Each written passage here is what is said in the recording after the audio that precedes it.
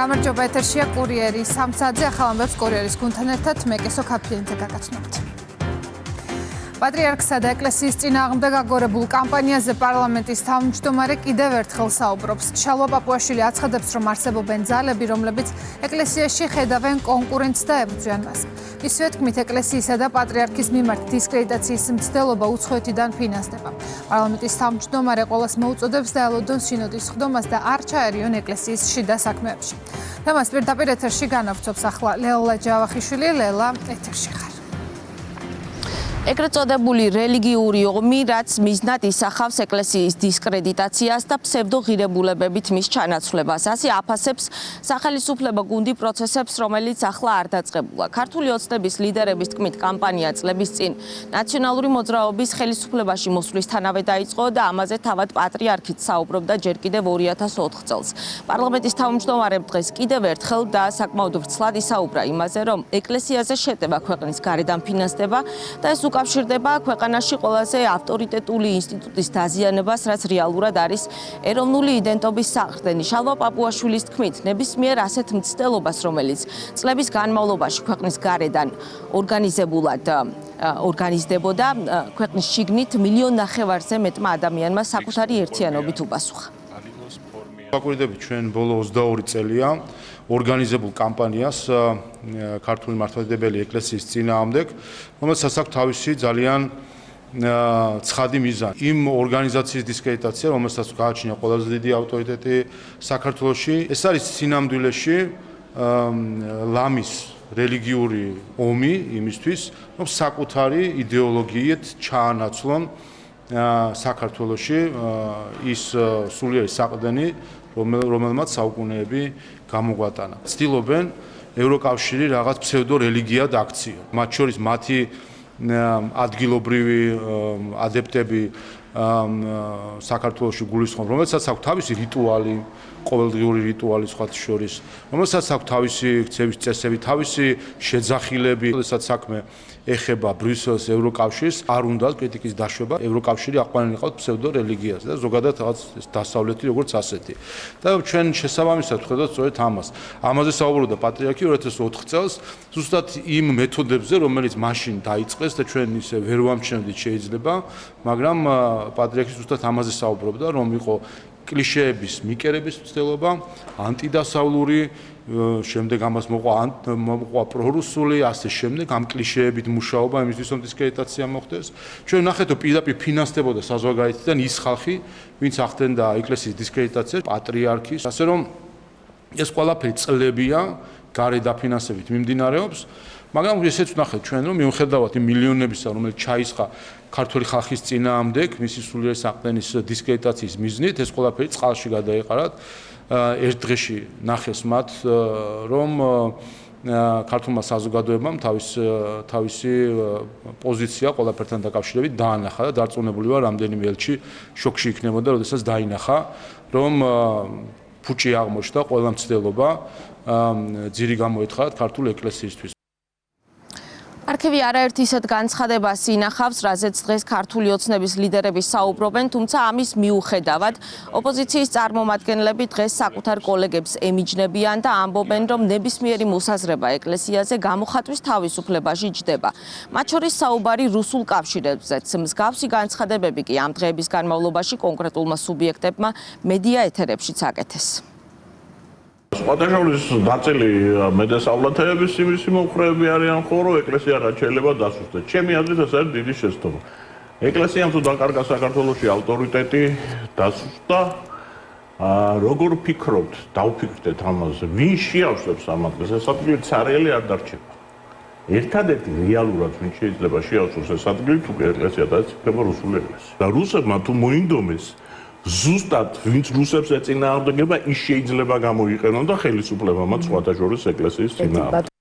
უღრმეს პატივს ვცემთ, რა თქმა უნდა, საქართველოს მართლმადიდებლურ სამოციქულო ავტოკეფალურ ეკლესიას, პატრიარქის დაკრძალვაზეც ვიყავით, პანაშვიდებზეც ვიყავით და ჩვენც ისე გამიცადეთ, როგორც თელმა საქართველოს მესამბავი, ამიტომ ასეთ ბრალდებებს ვერ მივიღებთ. იკაგვარამია ჩვენი პარტიის რომელიც ესენი არ არიან ჩვენი პარტიის წევრები. ახლა გამოხატვის თავისუფლებაში ჯდება ნებისმიერ რამ შეიძლება ჩემთვის მიუღებელი იყოს. ადამიანები ადიდებენ ხოლმე რუსებს და სტალინს არ უცებ თქვენი აზრით ეგ მისაღებია ხოლმე ჩემთვის, მაგრამ პოსტები რომელიც იწერება, ვინც არ უნდა დაწეროს, ვინც არის შეურაცხყოფელი ხასიათის, მე ვემიჯნები რა თქმა უნდა. უმრავლესობაში ანტიქართულ და ანტიეკლესიურ კამპანიაზე საუბრობენ და ამბობენ, რომ მათი ოპონენტები მცდელობის მიუხედავად საკუთარ განწყობებს ვერ მალავენ. ამის ერთ-ერთი მიზეზი კი არის ის ერთიანობა, რაც საზოგადოებამ რამდენიმე დღის წინ მკაფიოდ იხილა. უკვე ვეღარც დამალეს თავისი რეალური სახე. ხალხის მოსატყუებლათაც კი ვეღარ დამალეს. იმდენად ზულთ საქართველოს ეკლესია, იმდენად ზულთ ქართველი ერის ერთობის იდეაც კი, რომ როდესაც სასიკვდილო სარეცელზე იწვა პატრიარქი ჰოსპიტალში, მაშინაც კი აგრძელებდნენ ამ საზღარერი გამონათქმავებით ხალხის მოწამლას. როცა გარდაიცვალა, გასვენებულიც კი არ იყო პატრიარქი, წესიც კი არ იყო აგებული, რა საზღვრებებს აღარ ამბობდნენ და რა ეპითეტებით აღარ ამბობდნენ, უკვე ამის თქმა აღარ მინდა. და მისი გარდაცვალების შემდეგაც ამას აკეთებენ. პრაგმატიზმიდან გამომდინარე გაჩუმებული იყვნენ მაინც, მაგრამ იმდენად დიდი ბოღმა აქვს, რომ გაჩუმებაც კი ვერ შეძლეს. ამასთან აქვს საქმე, მათ ეს იზღებათ საქართველოს ეკლესიაც და ქართველი ხალხის ერთიანობაც კი, თუნდაც ამ საკითხთან დაკავშირებით. პოლიტიკური განცხადებები ანტიეკლესიურ კამპანიაზე უკვე რამდენიმე დღე აკეთდება, რასაც წინ უძღოდა ასეთი შინაარსის განცხადებები, მათ შორის აქტიურად გამოხატული და საკმაოდ ხისტად სოციალურ ქსელებში.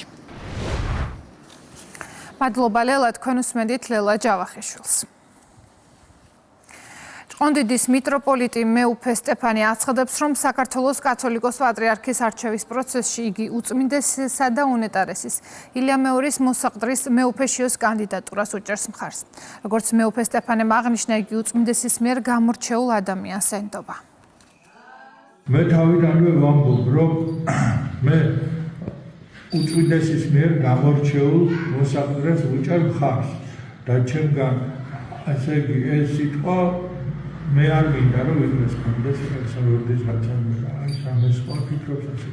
მე ვფიქრობ ასე, რომ უნდა მივცეთ მას ესე იგი მოსაყდრე მეუფეშიოს და ეს არის ჩემი პოზიცია.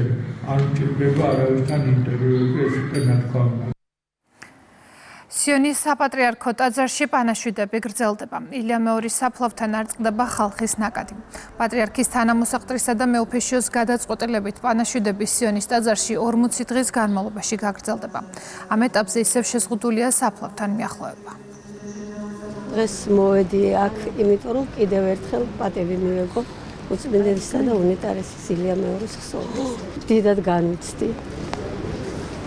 მაგრამ იმედი მაქვს, რომ ჩვენი უწმინდესი ზეციური საუფლოდან მოგხედავს ყველას, ჩვენ მთელ საქართველოს. უწმინდესი ჩვენი და მთელი საქართველოს გულია. დღესაც, როდესაც უკვე მოვდივართ მის საფლავთან, არის ის დიდი იმედი და ის დიდი ძალა, რომელიც ჩვენს ერს კიდევ უფრო გააძლიერებს. აზერბაიჯანის რესპუბლიკის პრეზიდენტი ილჰამ ალიევი სრულიად საქართველოს კათოლიკოს პატრიარქის სამძებრის გამოსახატად ბაქოში საქართველოს საელჩოს ეწვია. აზერბაიჯანის ლიდერმა საელჩოსი გახსნილ სამძებრის წიგნში ჩანაწერი დატოვა. როგორც ილჰამ ალიევი აღნიშნავს, საქართველომ და მთელმა მართლმადიდებელმა სამყარომ დაკარგა ბრწყინვალე სულიერი ლიდერი, მაღალი ზნეობრივი თვისებების მქონე დიდი პიროვნება, რომლის ცხოვრების არსს შეადგენდა ზოგად საკაცობრიო ღირებულებები, ადამიანებს შორის სოლიდარობა, რელიგიებს შორის ურთიერთგაგება და დიალოგი.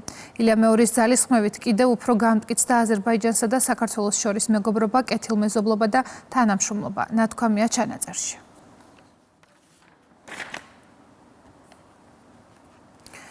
ოცდაათი ქვეყანა 250-ზე მეტი დელეგატი და 100-მდე საფინანსო ინსტიტუტი.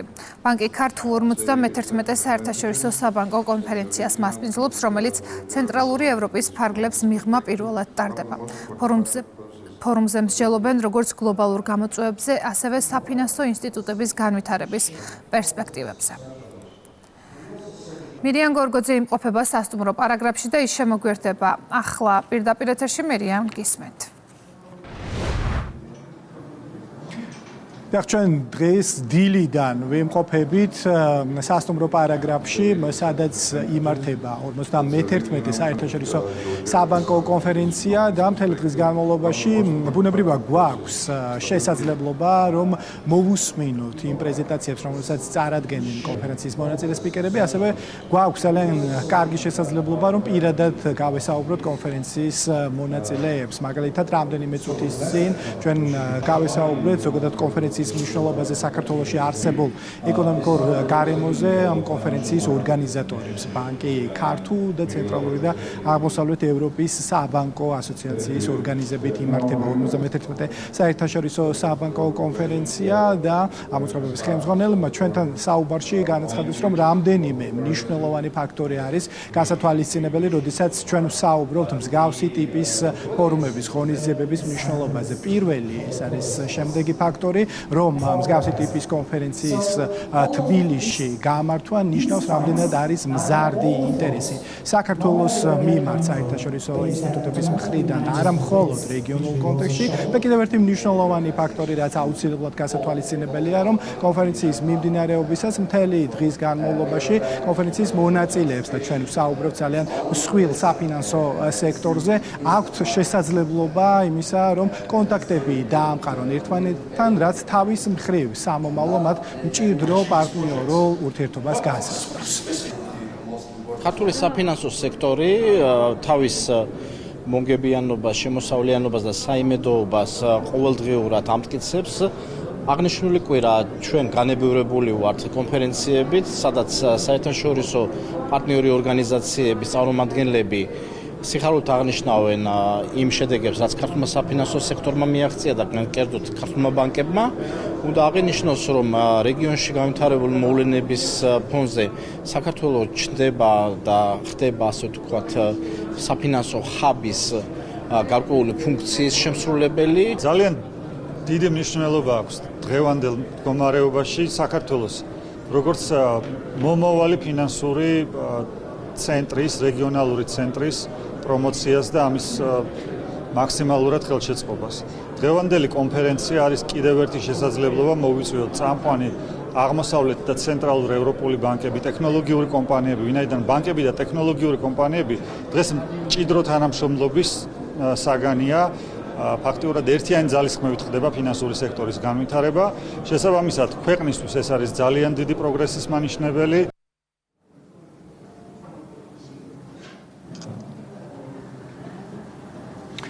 საერთაშორისო საბანკო კონფერენცია 51-ით ტარდება, თუმცა ამ შემთხვევაში ჩვენთვის განსაკუთრებით მნიშვნელოვანი არის ის, რომ 51 საერთაშორისო საბანკო კონფერენციას პირველად თბილისი მასპინძლობს. მადლობა მირიან, თქვენ უსმენთ მირიან გორგოძეს. საერთაშორისო კონფერენციის მონაწილეებს სიტყვით მიმართეს საქართველოს პრემიერ-მინისტრმა, ეროვნული ბანკის თავმჯდომარემ და ფინანსთა მინისტრმა. ისაუბრეს ფინანსური სექტორის სტაბილურობასა და მაკროეკონომიკურ პარამეტრებზე. ირაკლი კობახიძის განცხადებით, ძლიერმა პოლიტიკამ ქართული ფულადი ერთეულის მიმართ საზოგადოების ნდობა განამტკიცა. ეს დისკუსიები განსაკუთრებით მნიშვნელოვანია საბანკო სექტორისთვის, რომელიც ცენტრალურ როლს ასრულებს ფინანსური სტაბილურობის უზრუნველყოფაში, ეკონომიკური ზრდის მხარდაჭერასა და პერიოდულად გამოვლენილ რისკებსა და გამოწვევებზე ეფექტურ რეაგირებაში. გლობალური გამოწვევების მიუხედავად, ჩვენი ეკონომიკა აგრძელებს სტაბილურ განვითარებას და აქვს ძლიერი მაჩვენებლები, რამაც მოლოდინს გადააჭარბა და რითაც მსოფლიოში მდგრადობით გამოვირჩევით. 2021-2025 წლებში საქართველოს რეალური მთლიანი და პროდუქტის საშუალოდ 9.3%-იანი ზრდა აჩვენა. საქართველოს ეკონომიკური პერსპექტივებისადმი ძლიერი ნდობა აშკარა იყო წლევანდელი ევროობლიგაციების გამოშვებისას, სადაც საერთაშორისო მოთხოვნამ შეთავაზებას 5.5-ჯერ გადააჭარბა. ეს საქართველოს ეკონომიკური პერსპექტივებისადმი ძლიერ ნდობაზე მეტყველებს. ძლიერმა პოლიტიკამ და საზოგადოების მზარდმა ნდობამ რწმენა განამტკიცა ქართული ფულადი ერთეულის ლარისადმი, რაც ფინანსური სექტორის სტაბილურობას უზრუნველყოფს. დღეს საქართველოში განთავსებული თანაბრების უმეტესობა ლარშია. ასე არ იყო 2025 წელს. ამ მიღწევას მჭიდროდ უჭერს მხარს ძლიერი ფინანსური სექტორი, რომელიც ეკონომიკის ხერხემალს წარმოადგენს და უზრუნველყოფს სტაბილურობას და ფინანსებზე წვდომას. ქართული ბანკები სტაბილურად ფართოვდებიან რეგიონში და თავიანთ გეოგრაფიულ არეალს აფართოებენ. ეს აძლიერებს რეგიონული დაკავშირებადობის უნარს და სულ უფრო მნიშვნელოვან როლს ასრულებს მეტად ღრმა ფინანსური ინტეგრაციისა და თანამშრომლობის ხელშეწყობაში. დღეს ჩვენ მთელი მსოფლიო დამხედავთ ინვესტორთა მზარდი ინტერესის მატებას საქართველოს ფინანსური სექტორის მიმართ, როგორც ტრადიციული საბანკო საქმიანობის, ასევე ფინანსური მომსახურების მიმწოდებლების ფართო სპექტრის მხრიდან. საბანკო სექტორის განვითარებასთან ერთად საქართველოს კაპიტალის ბაზრებიც ვითარდება. იზრდება ინტერესი როგორც სახელმწიფო, ისე კორპორატიული ობლიგაციების მიმართ, რაც ხელს უწყობს დაფინანსების წყაროების დივერსიფიკაციას.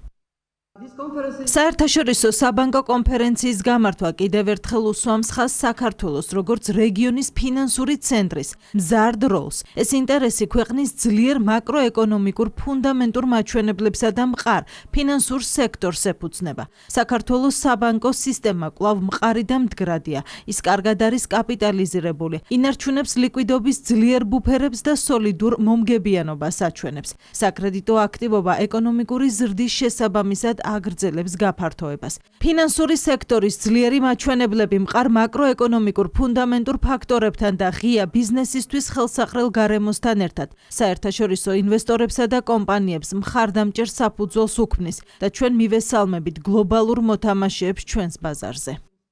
ბოლო 10 წლეულების საშუალო ეკონომიკური ზრდა 5% იყო, ხოლო ბოლო 5 წლის განმავლობაში 9.3%.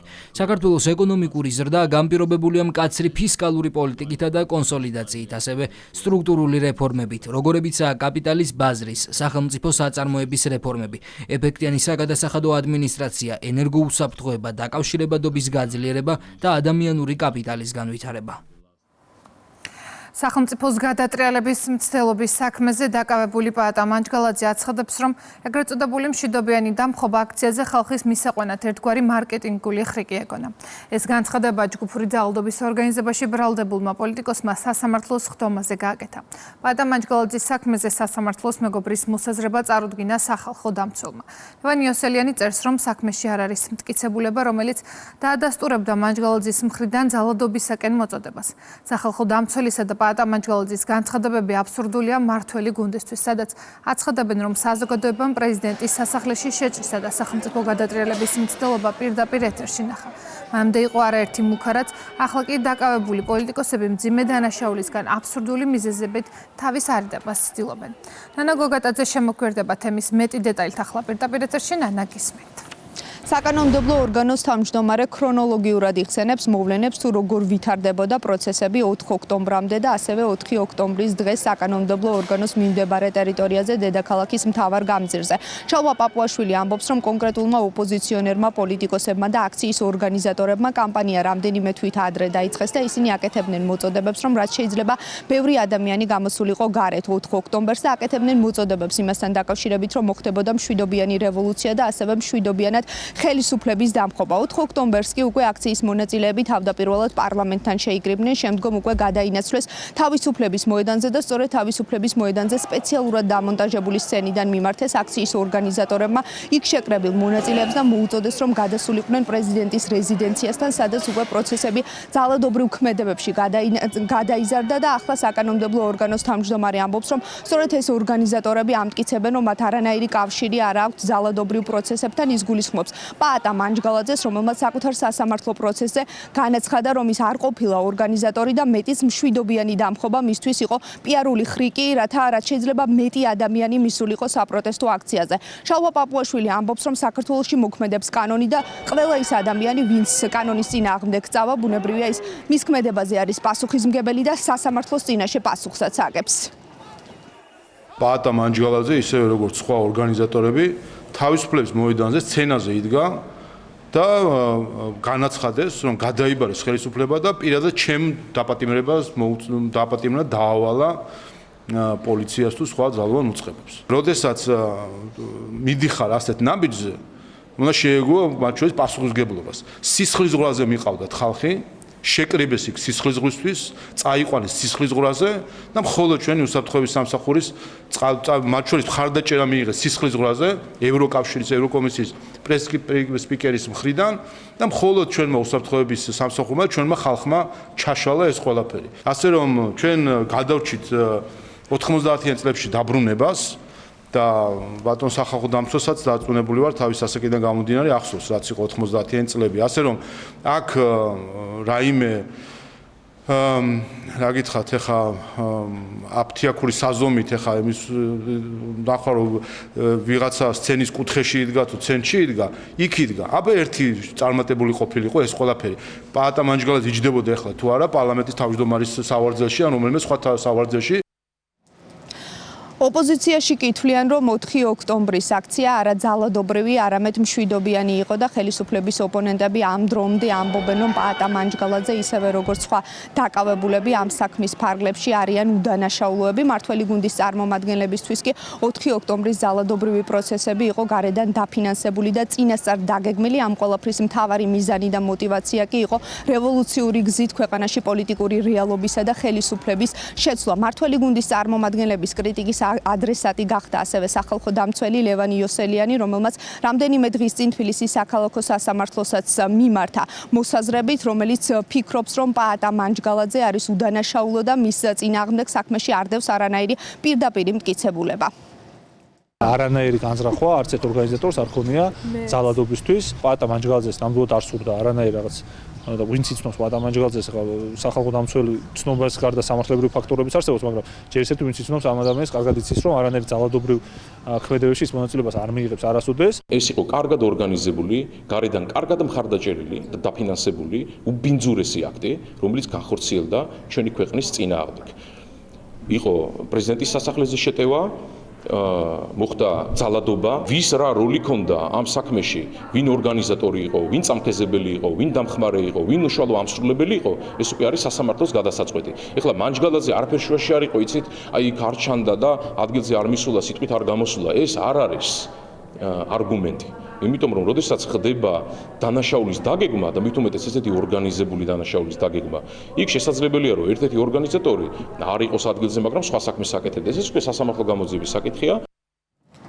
სახელმწიფო ხელისუფლების დამხობის მცდელობის საქმეზე სასამართლო პროცესები ამ დრომდე მიმდინარეობს. აქციაში მონაწილე ათობით ადამიანი არის დაკავებული, მათ შორის არის პაატა მანჯგალაძე, რომელსაც გამოძიება ედავება ჯგუფური ძალადობის ორგანიზებასა და ხელმძღვანელობას. მადლობა ნანა, თქვენ უსმენდით ნანა გოგადაძეს. ბაჩოახალაიას პროკურატურამ კონსტიტუციური წყობილების ძალადობით შეცვლის და სახელმწიფო ხელისუფლების დამხობის მოწოდების ფაქტზე ბრალდება წარუდგინა. გამოძიების მიხედვით 16 თებერვალს საქალაქო სასამართლოში გამართულ სხდომაზე ახალაიამ სიტყვით სარგებლობისას საჯაროდ მოუწოდა საქართველოს კონსტიტუციური წყობილების ძალადობით შეცვლის და სახელმწიფო ხელისუფლების დამხობის შესახებ. დანაშაული 3 წლამდე თავისუფლების აღკვეთას ითვალისწინებს. ბაჩოახალაია დახურულ სასამართლო სხდომაზე ამბობს, ბიძინა ივანიშვილი უნდა დაემხოს. აი ამ ფრაზის გამო დაიწყეს გამოძიება და ეხა დღეს წაუყენეს ბრალი ისევ ამ მუხლით, რითაც დაიწყეს გამოძიება 317 მუხლით. სამართლების შეფასებები მიეცემა ყველაფერს, პოლიტიკურად ყველაფერს ხვდებით, რომ ეს ხალხი არიან მოძალადეები, რომლებიც თავის დროზე 2003 წლიდან მოყოლებული თავზე დაასვეს ქართულ ხალხს, ძალადობრივი რეჟიმი ჩამოაყალიბებინეს, როდესაც საქმე გვაქვს ჩვენ ძალადობრივი სისტემის ერთ-ერთ შემოქმედთან.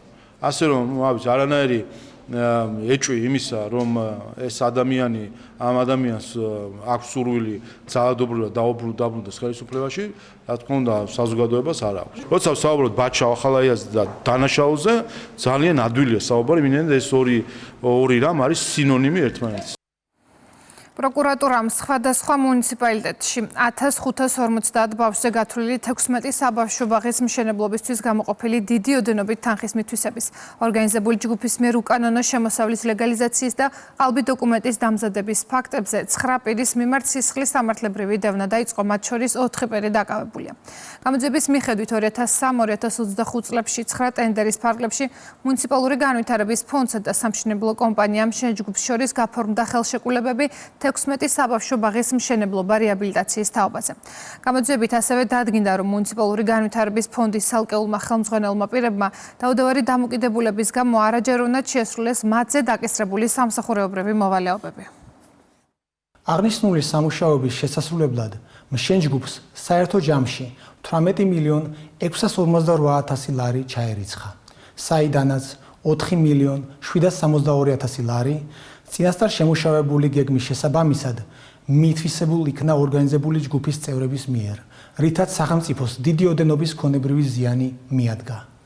იმავე პერიოდში ორგანიზებული ჯგუფის წევრებმა ერთობლივად შეიმუშავეს და განახორციელეს უკანონოდ მიღებული შემოსავლის ლეგალიზაციის დანაშაულებრივი გეგმა. გამოძიებით ასევე დადგინდა, რომ საქართველოს მუნიციპალური განვითარების ფონდის ცალკეულმა ხელმძღვანელმა პირებმა დაუდევარი დამოკიდებულების გამო არაჯეროვნად შეასრულეს მათზე დაკისრებული სამსახურებრივი მოვალეობები, რამაც მძიმე შედეგი გამოიწვია. კერძოდ, შენჯგუფმა დაუსაბუთებლად წერილობით 15-ჯერ მოითხოვა თანხა ავანსის სახით სარეაბილიტაციო და სამშენებლო სამუშაოების წარმოების მიზნით. მოხელეებისთვის ცნობილი იყო, რომ შენჯგუფი ჯეროვნად არ ასრულებდა არც ერთი ტენდერით გათვალისწინებულ ვალდებულებას, მაგრამ გულგრილად მოეკიდნენ თავიანთ მოვალეობებს და ყოველ ჯერზე გასცეს ნებართვა კომპანიისთვის ავანსის თანხის სრულად ჩარიცხვაზე, რამაც საბოლოოდ მძიმე შედეგი გამოიწვია. კერძოდ, 16 საბავშვო ბაღიდან 4 საბავშვო ბაღის მშენებლობა რეაბილიტაციის სამუშაოები არც კი დაწყებულა, ხოლო დანარჩენი სამუშაოები განხორციელდა არასრულყოფილად. სამართალდამცველებმა ქვეყანაში განსაკუთრებით დიდი ოდენობით ნარკოტიკების გავრცელების მცდელობა აღკვეთეს, დაკავებულია 5 პირი. დაკავებულებს შორის არიან როგორც საქართველოს, ასევე რუსეთის, ყირგიზეთისა და უკრაინის მოქალაქეები. გამოძიების მიხედვით დაკავებული პირები მათთვის უცხოეთიდან ამანათებით შენიღბულად გამოგზავნილი განსაკუთრებით დიდი ოდენობით ნარკოტიკული საშუალებებისა და ფსიქოტროპული ნივთიერებების რეალიზაციას გეგმავდნენ. პოლიციამ ამანათებიდან ასევე ბრალდებულების საცხოვრებელი ადგილებიდან ნივთმტკიცება დამოიღო სხვადასხვა სახის განსაკუთრებით დიდი ოდენობით ნარკოტიკული საშუალებები და ფსიქოტროპული ნივთიერებები. დანაშაული 20 წლამდე უვადო თავისუფლების აღკვეთას ითვალისწინებს. საქართველოში ოფიციალური ვიზიტით მყოფი ამერიკის შეერთებული შტატების სახელმწიფო დეპარტამენტის ევროპისა და ევრაზიის ბიუროს წარმომადგენელი საგარეო საქმეთა მინისტრს შეხვდა. მხარეებმა განიხილეს სამხრეთ კავკასიის რეგიონში შტატების ჩართულობა და რეგიონში მიმდინარე პროცესები. საუბარი შეეხო საქართველოსა და ამერიკის შეერთებულ შტატებს შორის თანამშრომლობის აქტუალურ საკითხებს. ასევე ყურადღება გამახვილდა შუა დერეფანზე და საქართველოს როგორც რეგიონული დამაკავშირებლისა და სატრანსპორტო ჰაბის როლზე.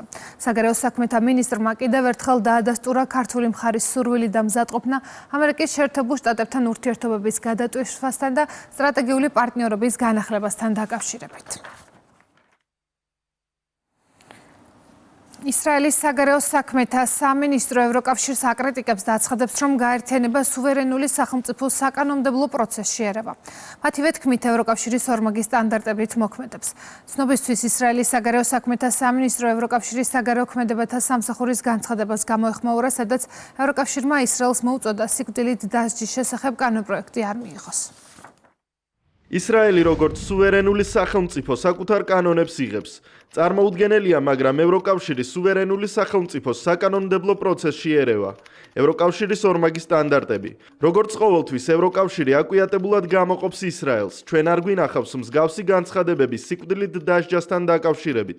შეერთებულ შტატებში, იაპონიაში, ინდოეთში, ეგვიპტეში ან სხვა ქვეყნებში. ამერიკის შეერთებული შტატებისა და ისრაელის გაერთიანებული ძალები ირანის სამხედრო და ინდუსტრიულ ინფრასტრუქტურაზე ინტენსიურ იერიშებს აგრძელებენ. ოპერაციის მიზანი ირანის თავდაცვითი საარეწველო და სარაკეტო პოტენციალის მაქსიმალური დასუსტება.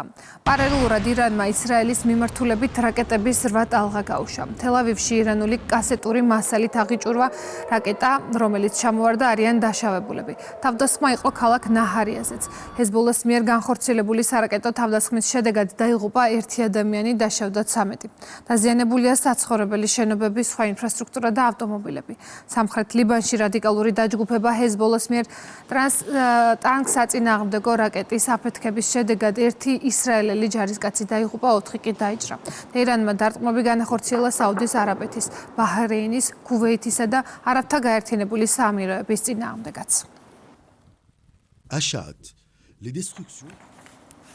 ვენესუელის ყოფილი პრეზიდენტი ნიკოლას მადუროს სისხლის სამართლის ბრალდებით, მათ შორის ნარკოტერორიზმის მუხლით შტატების სასამართლოს წინაშე წარდგება.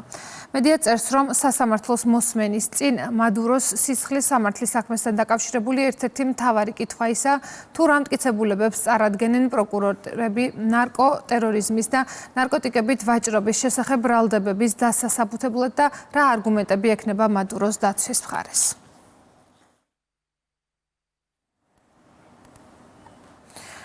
საქართველოს საავიაციო ბაზარზე ახალი ევროპული ავიაკომპანია Norwegian Air Sweden შემოდის. 2026 წლის ივნისიდან თბილისის პირდაპირი ავიარეისებით კიდევ ერთი ევროპული დედაქალაქი კოპენჰაგენი დაუკავშირდება.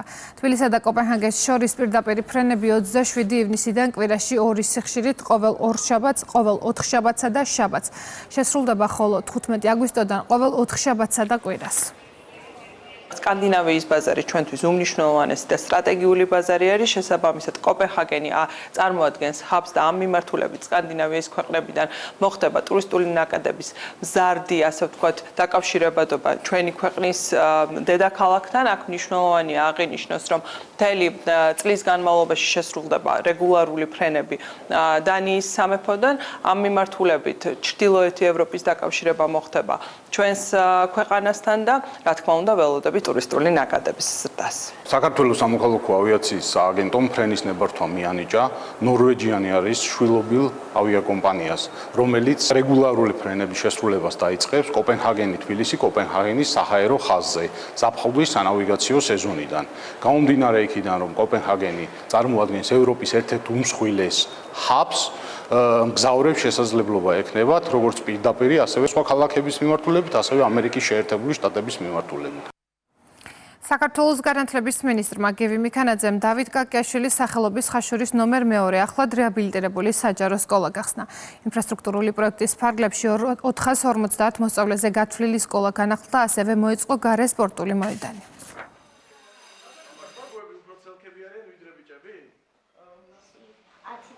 ეს არის 500-მდე ბავშვზე გათვლილი სკოლა, რომლის რეაბილიტაციაც მიმდინარეობდა ბოლო 2 წლის განმავლობაში და 6 მილიონ ლარამდე იქნა დახარჯული. შეხვედრა ჰქონდა როგორც მოსწავლეებთან, ასევე პედაგოგებთან.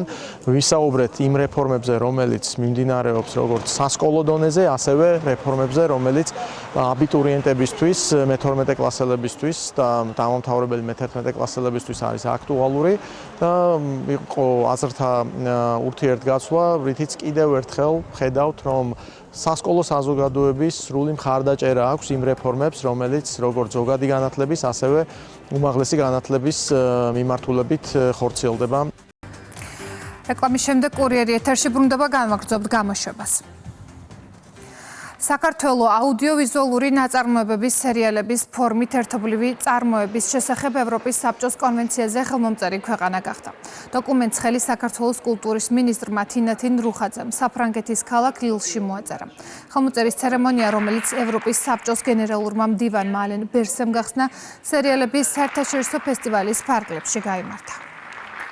ჩვენი კინოპროდიუსერებისთვის, ჩვენი ტელევიზიებისთვის, ტელემაუწყებლებისთვის ეს არის ძალიან დიდი წინ გადადგმული ნაბიჯი, რომელსაც სწორედ რომ ასოცირების ხელშეკრულების ფარგლებში და ევროპასთან თანამშრომლობის ფარგლებში უმნიშვნელოვანესი როლი ენიჭება. მქონდა პირადი შეხვედრა ბატონა ალენ ბერსესთან, რომელმაც დაგვიდასტურა დიდი მადლიერება გამოთქვა, რომ შეუერთდით ამ კონვენციას და დაგვიდასტურა თავისი დიდი ასე რომ ვთქვათ, პატივისცემა. საქართველოს როგორც ევროპის საბჭოს მონაწილე ქვეყანა, რომელიც ერთგული არის ევროპის საბჭოს ღირებულებების, ძალზე სასიამოვნოა, რომ ერთ-ერთი პირველი ქვეყანა ვართ, ვინც ამას უერთდებით. ის ქვეყნებთან როგორიც არის საფრანგეთი, იტალია, პოლონეთი, საქართველო, რომელსაც ასოცირების შეთანხმება ევროკავშირთან, ამითი აგრძელებს აღებული ვალდებულების შესრულებას.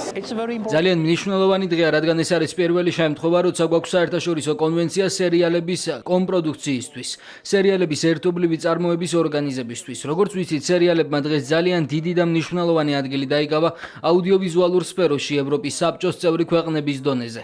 ევროსაბჭოსთვის მნიშვნელოვანია, რომ უკვე არსებობს ეს კონვენცია, რომელიც მხარს უჭერს პროდიუსერების მუშაობას და ქმნის საფუძველს, სადაც შესაძლებელი იქნება ერთობლივი კოპროდუქციების შექმნა და ამ წარმოებების მხარდაჭერა. ჩვენ ბედნიერები ვართ, რომ დღეს 9 ქვეყანა 9 წევრი სახელმწიფო შემოგვიერთდა, მათ შორის საქართველო. ერევანში არამ ხაჩატურიანის სახელობის საკონცერტო დარბაზში გალა კონცერტი მუსიკალური ბათუმი ერევანში გაიმართა. ღონისძიებაში მონაწილეობდნენ ბათუმის სახელმწიფო მუსიკალური ცენტრის სიმფონიური ორკესტრი და აჭარის სახელმწიფო ვოკალური ანსამბლი ბათუმი. გალა კონცერტი გაიხსნა საქართველოს კათოლიკოს პატრიარქის ილია მეორის საგალობლით, რომელიც მის ხსოვნას მიეძღვნა. მუსიკალური პროგრამის დაწყებამდე აჭარის კულტურის მინისტრმა ელისო ბოლქოძემ დამსწრე საზოგადოებას მისასალმებელი სიტყვით მიმართა. არაჩვეულებრივი საღამო გვაჩუქა აჭარის კულტურის სამინისტრომ ყოველ ჯერზე ვწუნდებით იმაში, რომ გაცილებით მეტი გვაქვს ჩვენ საერთოდ, ჩვენი კულტურა, ჩვენი სულიერება, ჩვენი ხელოვნება, რომელიც აკავშირებს ჩვენს ხალხებს. დღევანდელი საღამო ეს იყო მუსიკის ფეიერვერკი, ეს იყო ხალხთა შორის ურთიერთობის და სიყვარულის გამოვლინება. აქ შესრულდა როგორც ქართული კლასიკური სიმღერები, ისე ხაჩატურიანის ძალიან ცნობილი ნაწარმოები. სპორტის სამინისტროს დელეგაცია უშუს ახალგაზრდულ მსოფლიოს ჩემპიონატზე ქართულ სპორტსმენებს შეხვდა. ჩინეთის სახალხო რესპუბლიკის ქალაქ ტიანჯინში უშუს მე-10 ახალგაზრდული მსოფლიოს ჩემპიონატი მიმდინარეობს. უშუს მსოფლიოს ახალგაზრდული ჩემპიონატი უმაღლესი რანგის ოფიციალური ტურნირია, რომელიც 2026 წლიდან 2 წელიწადში ერთხელ ტარდება.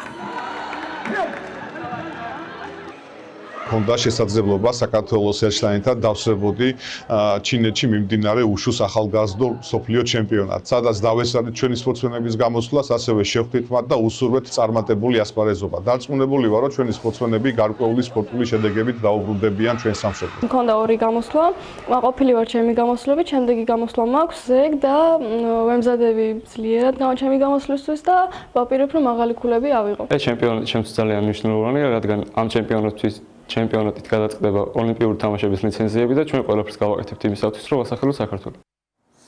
ისტორიაში პირველად ფიგურული ციგურაობის მსოფლიო ჩემპიონატზე საქართველომ ვერცხლის медаლი მოიპოვა. პრაღაში მიმდინარე ჩემპიონატზე საქართველოს ნაკრების წევრებმა ანასტასია მეტელკინამ და ლუკა ბერულოვამ სპორტულ წყვილებში თავისუფალი პროგრამა წარმოადგინეს და მეორე ადგილი დაიკავეს. ოქრო გერმანელმა წყვილმა მიიღო, მესამე ადგილი კი კანადელმა სპორტსმენებმა დაიკავეს. ქართულ სპორტსმენებს ისტორიული медаლი მიულოცა საქართველოს მთავრობა.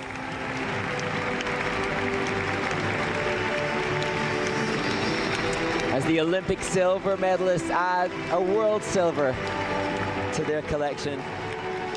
Medalists at all the major championships this year. რუსთავის სპორტის სასახლე ფრენბურთში 18 წლამდელ გოგონათა შორის ევროპის ჩემპიონატის საკვალიფიკაციო ეტაპის მეორე ტურს უმასპინძლებს. ეროვნული ნაკრები პირველ შეხვედრას დღეს 7 საათზე გამართავს ავსტრიის ნაკრებთან. მანამდე კი ერთმანეთს გერმანია, საფრანგეთის ეროვნული ნაკრები დაუპირისპირდებიან. ყველა მატჩზე დასწრება თავისუფალია.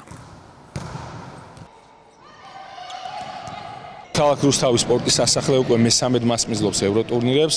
კონკრეტულად 18 წლამდე გოგონათა ფრენბურთის ევროპის ჩემპიონატის მეორე საკვალიფიკაციო ეტაპს მოხარულები ვართ, რომ ვართ მასპინძლის რანგში. ეს შენობა არის სწორედ მაგალითი, რომ ახალი ინფრასტრუქტურა გვაძლევს მსგავს შესაძლებლობებს.